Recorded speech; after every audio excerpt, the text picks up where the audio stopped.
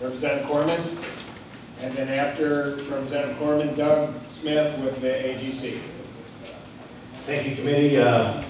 Didn't really have a planned speech or anything for you here today, but I think it's important that the legislature work with the private sector as well as communicate with their constituents on how to address problems or situations, transportation and beyond.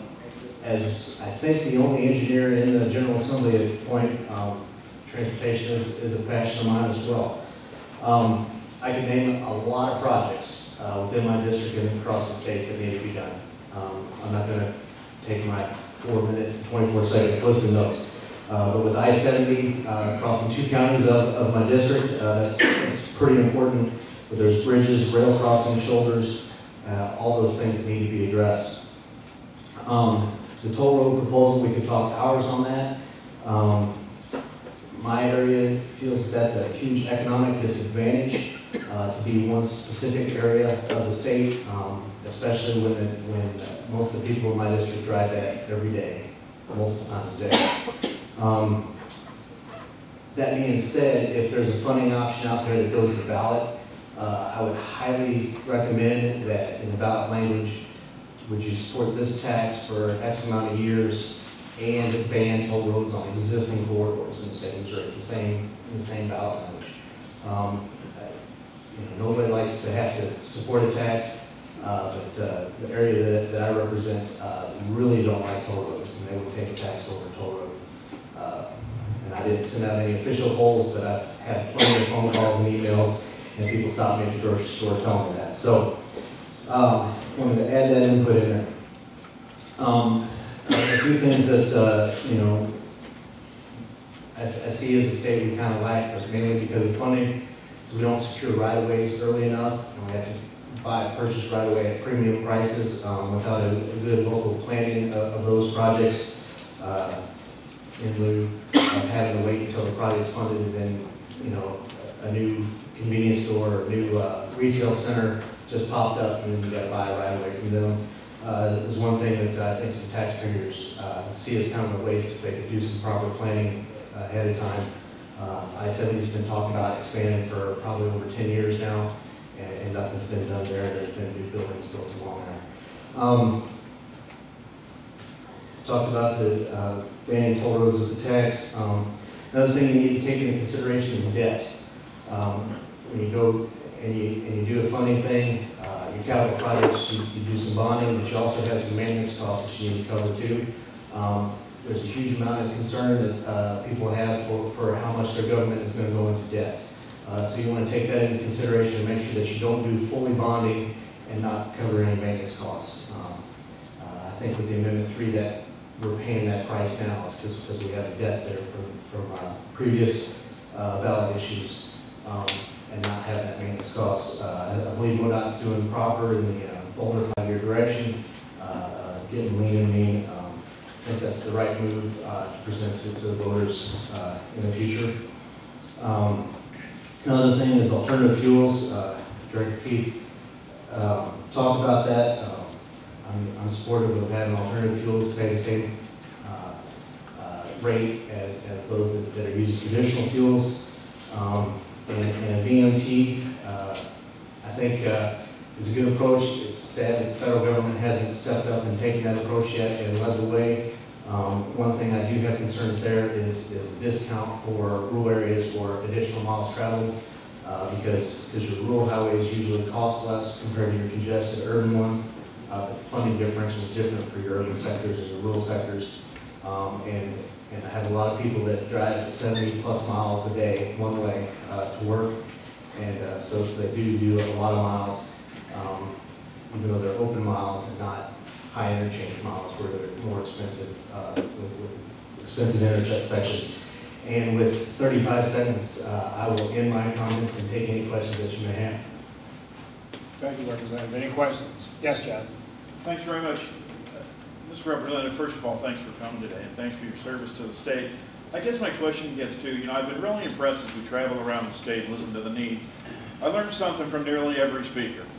And when Mr. Sanders from Crawford County gets up and talks about 70% of the people in that county being employed in the I-44 corridor, It highlights again how important transportation is and the resources, and yet all the conversation that we hear generally is about additional revenue sources. I guess my question for you being in the legislature is how much additional revenue could the legislature find from existing sources to devote to these tremendously important issues across our state? There's nothing that prohibits the legislature from appropriating more money from the revenues that it has to address some of these issues. So my question is, since you're a member of the legislature, what is the legislature prepared to do? Because everybody says we don't want taxes, we don't want to, everybody gets that. Right. What is the legislature prepared to do from its existing revenues to address these transportation needs? Because it affects every person, every industry, every job, and every locality in the state of Missouri. Absolutely, and public infrastructure, to me, is a fundamental purpose of our government. Right. There's some other things that our budget does address that I don't feel is fundamentally purposeful. However, that's a big battle. We have a lot of different sectors out there. There's certain parts of our budget are constitutionally required minimums. Some funding sources are limited. Source in has to go to those purposes out. So you only have a general revenue dollar to deal with, and with different federal mandates coming down and everything like that, it's a tight thing. We've had a huge budget battle over the years. To me, I think public infrastructure is the way for it to go, but that can't be done without 82 votes in the House and the governor that presents the budget as well. And that's what we're trying to get to, is if you look at revenues and you look at needs, is it your position that there is no additional money available? That everything that would have to be paid for would have to come from a new revenue source? Is that your position? I don't have a position necessarily on and I'm not trying, I'm just trying, we're but that's tradition. The resources, I mean, yeah, there hasn't been a huge increase from general revenue into transportation because they do have their own funding source. And if you look at budget traditionally, anything that has a funding source usually just basically gets left alone and has very little general revenue supplementing it. Even though MoDOT does have some general revenue for other things, especially multimodal and stuff like that, that doesn't have a fuel tax supporting it. So, and I appreciate the dilemma. It's just that we hear the needs and all that type of stuff, but there's nothing that prohibits the legislature from saying, even though historically we funded out of dedicated funding sources, the legislature could appropriate additional revenues on top of the dedicated funding sources. Sure. Right? Yeah. Any other questions? Thank you, Representative. Thank you. Doug Smith with AGC, and after Doug is City of Salem, Mr. Jerry Brown. Welcome. Thank you, Mr. Chairman. Appreciate the opportunity to present to you today. Special thank you to my counterpart in Kansas City, South City, Mr. Swan. Thanks. My name is Doug Smith. I represent the Associated General Contractors of Missouri. We're based out of Jefferson City, Missouri. We've been around since 1925. Currently, we have 220 member companies that employ just under 10,000 individuals across the state of Missouri. Our members are responsible for delivering and construction of nearly all of MoDOT projects in a given year. I'd like to give you some detail about what our industry has been facing since 2008 and the collapse of both funding and the construction market. We are an industry that right now currently faces anywhere between 16 to 22% unemployment. We've had widespread layoffs across the state, even in this peak season, construction season, which summer and the fall months are the peak seasons. Increased competition due to a shortage of projects. While that's great for the owners of the project, MoDOT's loving the fact that there's increased competition. It does present shrinking profit margins to our private industries and our private companies. And it also has an impact on their inability to grow companies, to add benefits, to buy new equipment, to basically enhance their businesses. Worst case scenario, we've had several companies go out of business. Several companies that were family-owned businesses that just no longer could compete in this environment, compete in this market, and had to shut their doors. The FHW, the federal highway bill that was just signed by the president, helps a little, but it's still a small band-aid on a huge laceration in terms of funding. It does patch up some of the problems that they're facing. It does give some vision to what these companies can try to do over the next couple of years, but it's still a little bit too little too late. And that's may sound like a greedy comment, but considering what the industry's gone through the last 4 years, it was welcome news, but still not enough. Why we should consider, or why now is a good time to think about infrastructure investment. Our industry is in crisis, pure and simple. We're a very important sector, not only in the overall national economy, but the economy in Missouri. Materials costs right now are at an all-time low, with the exception of diesel. I know Kevin, Director Keith's quoted some prices, but those are consistent with overall inflation over the last 20 years. Materials prices now are lower than they have been in years, and it would be a great time to try to put something in front of people for them to vote on. Construction projects are a great jobs creator. I could recite job data to you ad nauseum, but you probably already heard it. But construction is a tremendous investment in the economic sector of the state. It's a great opportunity for the department, MoDOT in particular, to build on the successes of Amendment 3. Amendment 3 was a tremendous success, and it's the last really notable funding mechanism that we've had in the state in terms of infrastructure and transportation. MoDOT was almost, in my opinion, too successful, because I think there's still public perception out there that there's no problem. Smooth Roads initiative was very successful. Safe and Sound has been a tremendous project, although maybe controversial at first. It's going to deliver what it said it would deliver, just like Smooth Roads initiative did, almost a year under schedule. Those are tremendous successes that I don't think any other DOT across the country can really say. MoDOT has shown that they're a good steward of the public dollars. They've shown that they will deliver on their promise with the success of Amendment 3. And Missouri's position as a distribution center in the middle of the country, with ports, with navigable waters, is a tremendous opportunity. It just has the applicable infrastructure to accommodate that. I don't think Kevin quoted these numbers, but MoDOT's roads are the safest they've been in decades.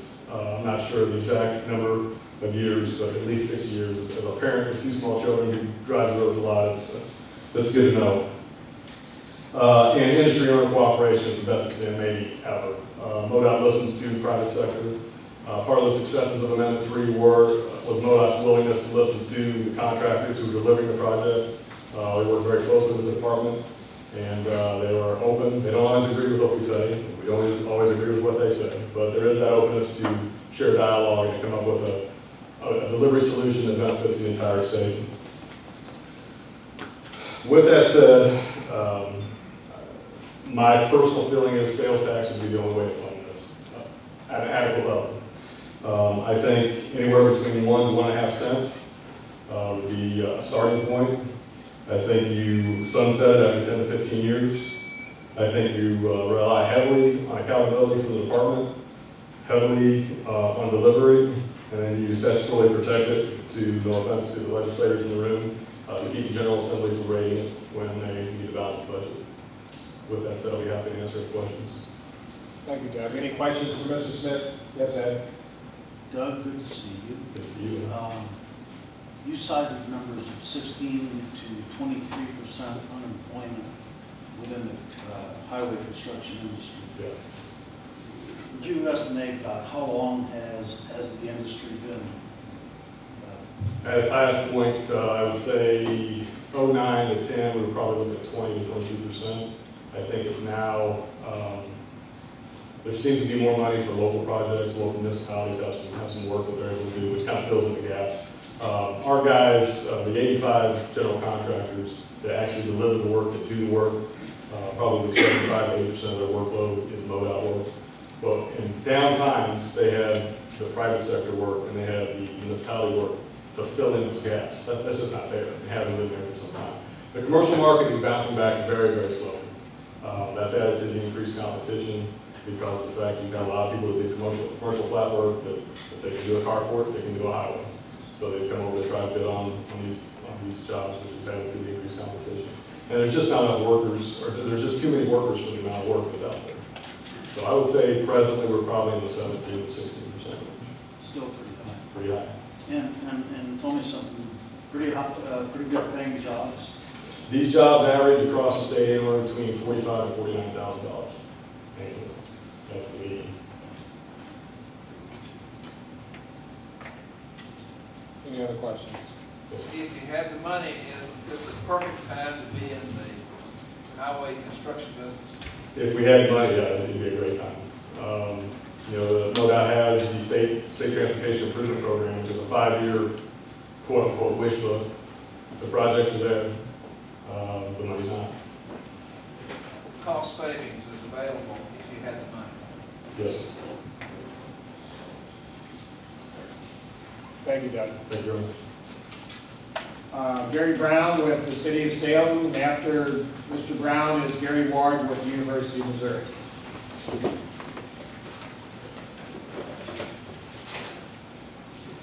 I want to thank you for this opportunity. I appreciate this very much. I appreciate MoDOT. I'm from Salem.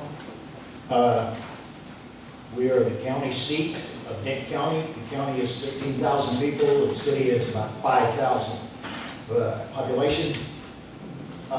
We are very appreciative of Highway 72 between Rolla and Salem having been completed because of the fact we are kind of like I-44 is not too far away, and we're a bedroom community is what I call it, because we travel up to Rolla. There's a lot of people. I like to count the cars if I'm going to Rolla to eat at night, to see how many cars go by. And it is amazing how many cars you're going to meet coming from Rolla back to Salem when you're headed that way. And I think that's great. When I'm traveling, you're great. I'm still on 5 minutes there. And I can go for a long time, folks. I was trying to help you out. Thank you very much. I appreciate that. Whenever I'm traveling, I maybe play a song over and over, so you're going to hear some repeat with me because I'm playing the same song that these people have already been speaking here before. Number one, if you're going to get your wish list in Dane County, we have 3 bridges in the county that needs to be taken care of. One of them is actually, as the commissioner from Crawford County mentioned, it's right at the line at Crooked Creek. We need that taken care of. The second one is Gladden Valley Bridge, which is, we call it the Standing Rock Bridge on Highway 19 South. And the other one is the bridge at Boss, Missouri. There's a lot of highway traffic there, tractor trailers going to dope run industry and picking up taking recyclable batteries there and coming back to get the items being hauled away. But we need those bridges taken care of, and we really look forward to seeing that happen. The other thing is, this has been mentioned, somebody mentioned something about I'm taking over some streets or highways for MoDOT. Well, I am in a position right now of saying, yes, I'm willing to take over 2 miles. We're going to be able to take over 2 miles of that if we get a grant from the Delta Regional Authority. We have, with that grant and with the money that the city has proposed, we're going to be putting in, I'm going to just kind of round some numbers off, it's going to be $1 million project, but we're going to put in $700,000 of that. Now, where did we get that money? We got that money from Capital Improvements Fund to do that work. In the mid-90s, we needed to do some sewer work, and so we had a bond issue, had some sales tax to pay for that. After that sunset, we come in, we told the people we need to have an asset sales tax, but we need to continue to do the work. We need to asphalt streets, we need to do sewer, we need to do water work, and now with the EPA coming in and telling us all this stuff, we really definitely need that money at this time. So, we come in after it's sunset, we told them what we were going to do, and they passed the half-cent sales tax. No sunset this time. It goes from now until whenever. And so that's where we're able to use that money. But you have to have a plan. And each month, or each year rather, at budget time, we put out a plan. Here's what we're going to do. Here's what's going to be accomplished this year. And that's what we try to do. Went over this morning to talk to the county commissioners to make sure that everybody's okay with adding a little bridge that's in Crawford County to our list. And they want to do that because if you see our new emblem that we have for the city of Salem, there's more to do there naturally. We have Jack's Fork below us, we got the Current River, we got Montauk, we got the things for people to do to come into that area. So we need MoDOT, and we need you, and we need to work. Funding, I'm going to step on it, I'm going to do it again. There is sales tax, get your plan out there. And the good thing about a plan is I am the chairman of Merrimack Regional Planning Commission. I have that honor, and it is beautiful, and they have a TAC program, it's Transportation Advisory Committee, and it will work, and listen to those folks and do what they, let them do it. We can give you an arm list of things that needs to be done, but get that plan out there, show the people, and you have done that already in the city of Salem and in Dade County with the 3 bridges that have been replaced, especially one there. They didn't like the banging at night, but when it got done in record time, they were happy and they loved it every bit of it. And so they're very tickled. But the toll roads were a thing that said, no, how much is it going to cost whenever you've got, every mile, you've got an exit here to go off of that interstate, what kind of cost are you going to have for that? So that's where it was at. Again, I thank you very much. Thank you for everything, and I appreciate it very much. Thank you, Mr. Brown. Any questions for Mr. Brown? See none. Good job. Thank you, sir. Thank you. Gary Ward with the university, and then Mr. Carnegie with the Westlake Chamber of Commerce, Lake West Chamber of Commerce.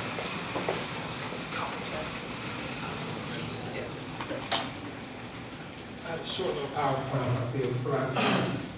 I think it's more than 5 minutes, doesn't it? No, it's only Okay. My name is Gary Ward, and I'm Associate Vice Chancellor for the University of Missouri, and I want to thank you very much for the opportunity to be able to address this group. First off, the University of Missouri will be very supportive of anything that can be done at the bottleneck of I-7063. In spirit, we would be supportive of that. What I'm bringing today is a specific project that our students have asked us for repeatedly. I've been here for 8 years, and for 8 straight years I've been asked for this project next like this. And it has to do with College Avenue. That's fine. That's fine. College Avenue from Michelle to University Avenue, this still stretch here is about 1,200 foot.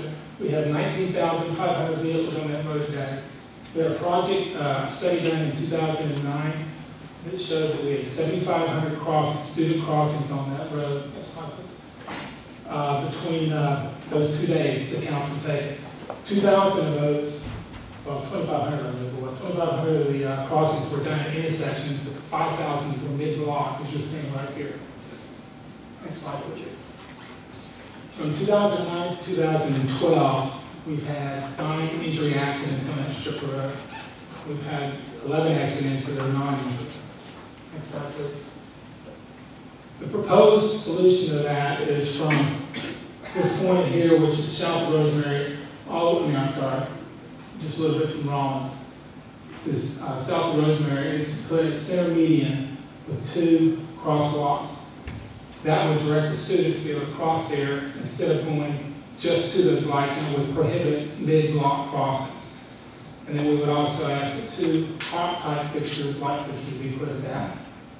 Next slide. That's the type of fixtures that are, when you see, when the student can hit that, it doesn't stop the traffic for any given time, just time for the student to make it to the safe park. Our proposal on this, no matter for funding, is we would like to propose to do a collaboration between the City of Columbia, MoDOT, and the University to try to figure out how we can come out and fund this thing. I think between the 3-way funding source we could get this done. It's estimated to be about $1.1 million project. Any questions? What road is that? That is College Avenue. You go back to that first slide. If you go, yeah, I can use this one. This runs north-south. Down here will be Stadium. Okay? Here's the campus over here on this side. And then over here is some attorney houses, some other homes. The problem we have is just the number of students that cross at any given point on that road. Is there sidewalks on that? Yeah, we have sidewalks here on the east side and sidewalks on the west side. Up in College, on University, we have a signal light, and then on Rollins, there's a signal light. The problem we have is everything is happening here in the center. So if we had this center median there, what we want to do is channel the crossings to those 2 safe harbor areas, and then have the signals, the hawk signals above it. John? I'll grant you that's a busy area. I was over there earlier today. My son is actually in freshman orientation today on your campus. Can I ask you a simple question? Why haven't you built a pedestrian bridge across College? Yes, for one thing, we don't own the land to the east side of college. The other thing is bridges, the studies on that, and we had this done by a traffic engineer. Bridges need to be something as a destination, or they will not be used. For example, we have the one bridge that's on up the road on College. That goes directly between some housing over to some academic buildings. But if you just have a bridge, it's the same problem we have now, is we have some crosswalks that are pedestrian-friendly crosswalks. But students will not go to them because there's not a destination, or they're trying to go to the building right across the street. So the idea is you actually have to put a physical barrier and then drive them to where you want them to cross. And that counted 7,500 students and the 5,000 that were not taking the crosswalks. That was in 2009. We've had a significant increase in student population since 2009. Any other questions for Mr. Ward? Do you have any other name for the signals? Hops. Yes. I'm sorry? Do you have any other name for the signals? No. I don't know, I'll have to think about that. That's the problem. That's the problem. I walked in that. Again, thank you very much. Thank you, I'd sir. like to ask one other question. Yeah, sure. Do you have a feel what the constituents of the university, the professors, the people that are involved? John, I was saying earlier about Lord Corman, the legislature gets a lot of money. They pass out. I think the university gets $500 million a year from the legislature. What do you think they would support for transportation funding the professors and employees of the university? I don't know if I can speak necessarily for the employees of the university. I can speak for myself, but I think the key to anything from the tax board is to be able to show the taxpayers exactly what they're getting on a personal level. You know, here in higher education, we know that we're at the very bottom of funding within the nation, state of Missouri is. And so our goal is not to necessarily show the constituents in Missouri what we do in education research, but also how do we improve the lives of every single Missourian. I think that's the same thing we're going to do with all of our transportation projects. MoDOT does an excellent job. We have an excellent working relationship with MoDOT. I have for several years now. But I think the message is, what's it for me? I think that's what we have to do with this project as well. And what we're trying to do with this is try to hit a scene here to where the only way we're able to get anything done anymore is by collaborative efforts. If we can do some kind of collaborative on this project, we think we get this done. Thank you, sir. Thank you. With the Lake West Chamber of Commerce, Mr. Mike Kennedy. You did right, Carnegie is right. There you go. Appreciate that. Well, Chairman, appreciate being here today and panel. It's been great to be asked to be here and speak on this important issue. And I say it's a opportunity for the state of Missouri to address this situation that's long kind of dogged us down the line. Through the hard work of our business community and the community leaders at the lake, we've seen some major improvements in the lake area. The expansion of the expressway of 54, the alternate 4-lane from Camden to Tilley County, Lebanon, and of course our new soon-to-be Hurricane Deck Bridge on the west side of the lake.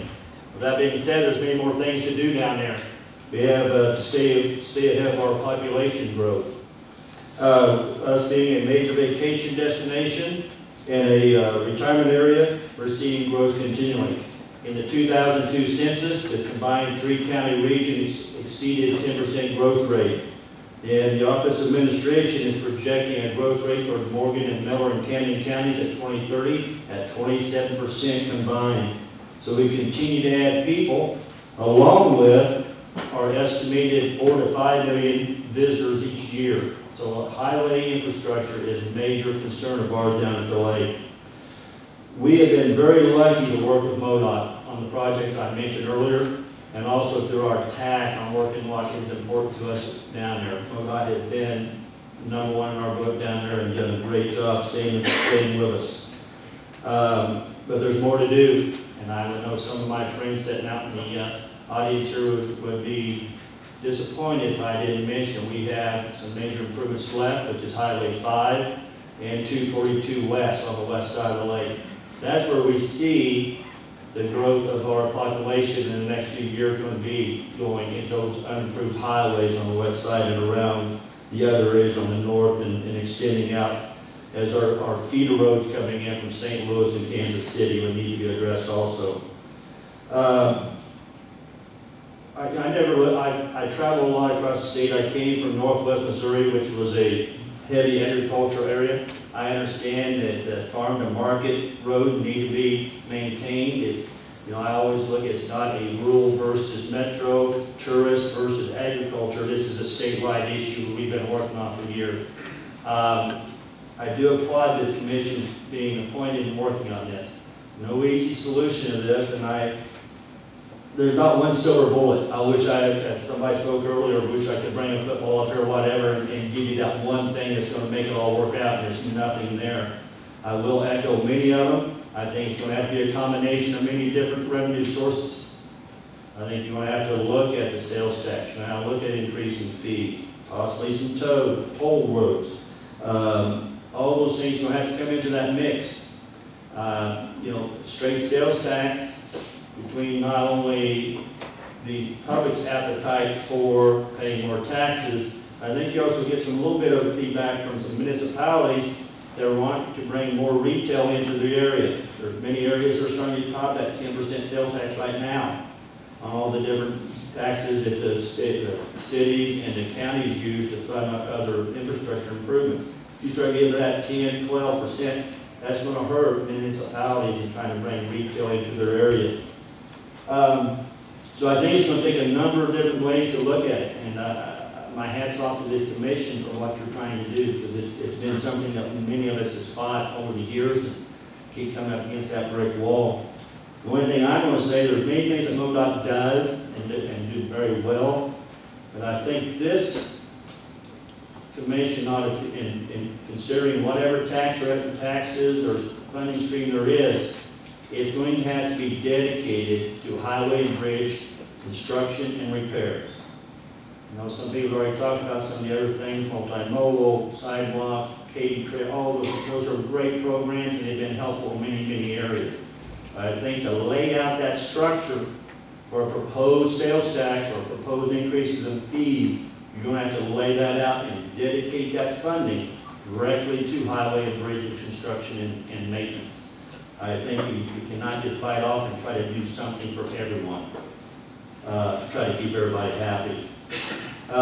With that being said, thank you again, and my hat's off to you for undertaking this huge undertaking, and my best to all of you. Any questions? Any questions? Thank you. Thank you, sir.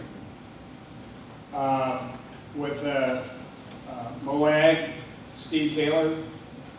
Steve's here, and after Steve is Chris Hurd with the City of Lebanon.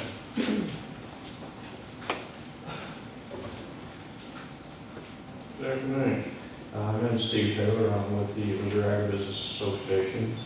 And basically, the best way to describe our association, my members supply product to your committee members, National Credit Wall, and the Farm Bureau members. We sell and buy to farmers is what we do. So we involve the transportation of millions of tons of products. That could be fertilizer and grains. My members are scattered throughout Missouri, a lot in the rural counties. So the rural roads are important, but all modes are important. I talk about, we have a lot of product we do. We have pretty much the only transportation left on the Missouri River. We have our member in Brunswick, Missouri, who does run the Missouri River. We've had some of our national affiliates that looked at the situation in Kansas City with multimodal. So that's important too. But I think what's really important to us with the vast majority of our membership is the highways that are throughout the state. As far as, I have nothing really new to offer as far as the ideals that's come across here. We are supportive in general of the funding that's necessary. I'm not sure what the particular funding mechanism, the funding is as important as the process. And I think what we need to do, we would be very supportive and would love to partner with whoever on this, is a process by which we just have to spell out to the public what we're going to do it, and then tell them what we did. And that's where we think we need to go. There is one thing I will mention. In the past, I've been involved in, there's a state parks and sales tax, 0.1% sales tax, and I've been involved in it. I'm currently on the committee to look at future renewal of that in 2016. One thing that does is there's a sunset tax, and so there's a plan put out that says, okay, if the voters agree to renew this tax, this is what we're going to do. This is what we did in the past with this tax. If you renew it, this is what we'll do in the future. We are starting those meetings again for, I believe, 2014 or 2016. I forget which now, that's coming up. But that's a process that's worked in the past for that particular sales tax. And what it does, it tells the people, it lays out very clearly what you're going to do, what you did, and what you're going to do in the future. So I'll yield my time to another member. See, I got plenty of time left on the clock, but I'd be glad to take any questions. You don't have to take all 5 minutes.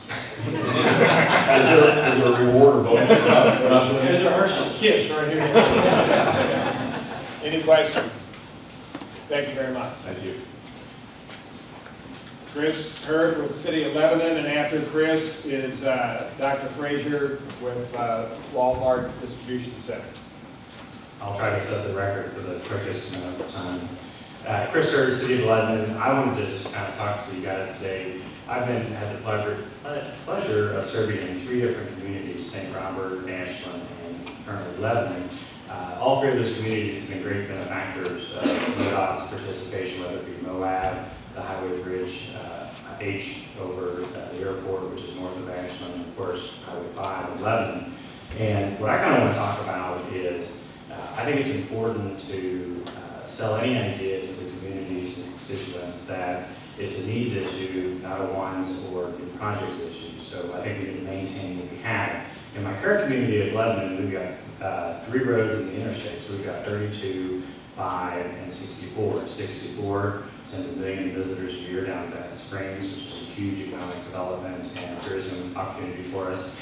Highway 32 splits our downtown district, and obviously 5, and those folks coming from the south probably went through my community this morning coming up here on Highway 5.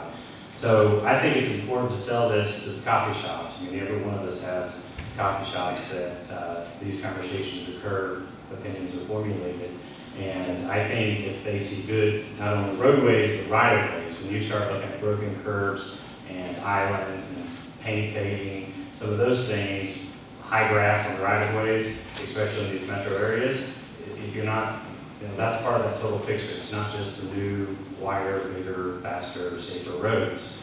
As far as funding, I think the public partnerships, I think you need public partnerships. I think if you do a sales tax, I'll be the one that is probably going to be the most cautionary. I've always said that's a local tax. That's how we fund our fire, police, parks, stormwater, and economic development.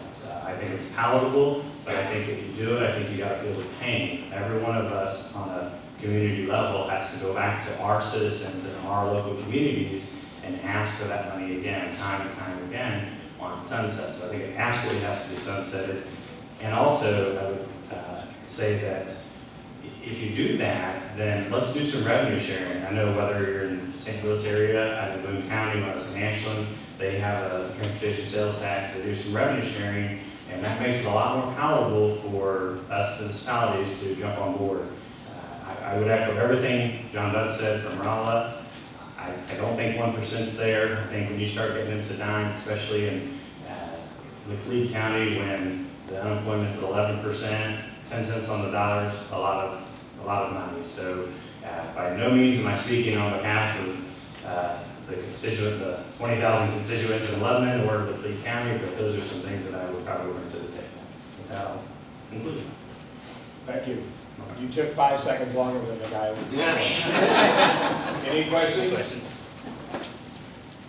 Very good. Thank you very much. Next, Dr. Grant Frazier, and after Dr. Frazier is Dr. Chris Belcher with Columbia Board of Education. So what's the record? 2 minutes, 22 seconds.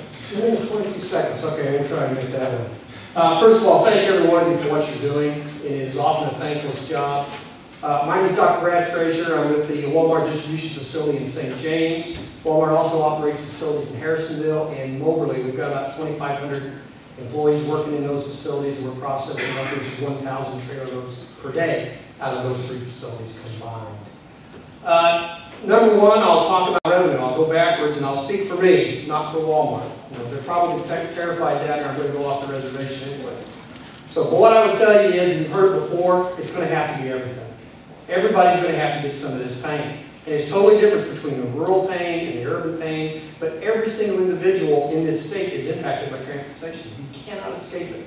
If you buy anything, if you get any service, no matter what you do, whether you drive or not, you're impacted by transportation. We have got to sell that to Director Keith's point. That has to be advertised out there. We've got to do a marketing job if we're going to raise revenue across the board. And I believe from the numbers that you've all generated, that's the only answer. We're not going to be able to do this with single source funding.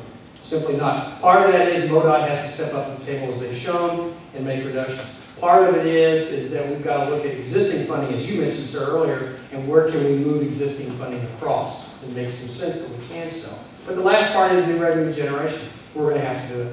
I wish I could say we don't. Certainly, as an individual in retail, I'd love to say, yeah, don't raise the taxes on that particular thing. But we're all going to have to chip in on this. And I think if you sell it that way, that everybody's got a part of this and everybody feels a little pain. If ever there was a bipartisan issue, I would hope this would be it in transportation. Okay? I would hope we could cross the line between rural and urban, and then we could cross the line between Republican and Democrat. Okay, what I want you to do with that money, and I'll put my Walmart hat back on, is I'd like you to take a look at the Oregon Trail between Rolla and Jefferson City. And any of you that have been on that road as I was this morning, sooner or later you're cussing Walmart because you're behind one of my trailers. Okay? So sooner or later that's going to happen. We've taken a look, you all know that this is one part of the state that has no good north-south corridor. We need that. You can go north-south on either end, but if you're on the bar in the middle of this barbell, there's no good way. And this is the one project that has an opportunity to really change the logistic pathways of the state. Everything else is repair, replace, but this is an enhancement that I think we could really do. Thank you for your time. Yeah. Any questions? You got a Hershey's Kiss. You just. Thank you very much. Randy? Yes, Randy. Brad said, Dr. Frazier, you've got a lot of trucks, you've got a lot of trucks, and I don't know whether to ask you this as Walmart or as your personal opinion, but between the sales and I'm sorry. I'm going to ask Dr. Frazier if he has any preference between an increased fuel tax on all that enormous fleet you operate versus a sales tax on that enormous volume of products you place on the shelf. Any strong opinions either way? Randy, speaking as me, not as Walmart. Okay, speaking as me, I don't think you can do it one way or the other. I think you have to look at both. And I just don't see, I'd love to be able to say you could go one way or the other, but I don't believe that that's really fiscally possible to do what we want to do. Thank you. What is Walmart? What about tolls? Yeah. See, this is where you guys want to get me in trouble with the folks who been okay? Where I say yes or no to toll or to taxes or anything. So I would say the same thing. I'm going to speak for me as an individual. Nobody in the trucking industry is big, we're not big fans of tolls. You know that, okay? So personally, from that perspective, we're not a big fan of it. But again, I do not believe that we can solve this issue with a single thrust. Unfortunately, we're going to have to make everyone mad. It's probably the only way that we're actually going to make everyone happy downstream. I wish there were another way. Now, does that count on my original time, or I still get my You still get your Hershey's Kiss. Oh, Yes, yeah. Trick question. Thank you, Brad. Thank you. Dr. Belcher, and then after Dr. Belcher is Doug Monty with Red Wings. Greetings from Columbia Public Schools. Our 18,000 students welcome you. This is a growing community. The University of Missouri has grown from 92,000 students 10 years ago to almost 34,000 now. Columbia Public Schools grows by 200 to 300 students every year, and we're expanding. We recently have, and are near completing, a high school on the north part of town, and we often get criticized about building out the country. But when you go build a high school with stormwater requirements, it takes about 80 acres, and there unfortunately is a lot of 80 acres close to a lot of the urban development. So we're building out there, which requires collaboration of city, county, and state. That's been a slow process, but it's working. And through our leadership of county commissioners and others, we're getting a partnership with MoDOT and the county, the city, the school district, and the developers to help improve and develop roads for those eventually going to be about 1,000 new drivers in that area of town, which will also fuel economic development and growth of retail and commercial property as well as residential out there. We think that's good for the state. And as I hear everyone talking about revenue and sales tax, and I'm not going to be able to add anything to that, but what I'd like to add to the mix is when MoDOT came to the plate and offered some incentive to help us improve Route Z at the bridge above I-70, that sort of served as the linchpin to rally the troops around that development. And we're going to harness the resources from quite a few agencies to get this done. And as you look down the road, I think MoDOT needs to take good consideration of the player you are in economic development by stimulating and supporting growth that then has that local support. Everyone's concerned about the safety of our students driving on I-70. Everyone's concerned about Z Highway. Everyone's concerned about the St. Charles interchange because it's important to us locally. And for MoDOT to step in and provide some leadership has been tremendous. I think those types of incentives will help your dollars go a lot further on those small, collaborative partnerships, and would encourage you to continue to look at ways that you could have those kind of incentive grants produced in your funding. As with how would you go about the funding, I like most of these people speaking think that you have to look at a good, broad, diverse opportunity. When we sell tax and sales legislators in the community, it's a very local process, which makes a lot of sense to our patrons, and they tend to be very progressive and support us. When you do it at the state level, as you know, the further you get away from a local community, the less intelligent you are in proposing things forward. They don't think you can take care of their money. So that's a challenge we have at the state level, that at the local level we have a little less problems in fighting that. So that's what I take any questions. Thank you, Doctor. Any questions? Yes, sir. What was your sense on how the Columbia community reacted to all the development? I don't think it was real strong core. I'm not sure I sensed that it was huge opposition. I will tell you from my personal experience of traveling to Chicago and across that area, toll roads can be cumbersome and painful and slow you down, and I often feel irritated doing that. And I do hear a lot of the people feel like that if you have to do it locally, it's going to cause inconvenience for you. And as Columbia urbanizes, that travel time across town is beginning to be more of a problem and a concern for our patrons that they didn't have when we had half the number of students at the university, et cetera. This is getting to be a cluttered and crowded community, especially at certain times of the day. Yes, sir? As an educator, what advice would you have for the industry of raising funds for transportation? Well, I sell a lot of bond and levy issues, and so I have to go on the campaign trail a lot. And I think that people appreciate a progressive, long-term strategy. We've heard a lot of people talk about exactly where you're going to build. That is true, but they also want to see what you're going to do in 10 or 15 years. I love it when you talk about 2030, because that's the vision of the growth and using your demographic data and convincing that voter that's going to go up to the polls, which usually are a lot of times people that take the time to become more informed. They tend to support progressive ideas. They don't tend to support things that aren't stated clearly or in the long term.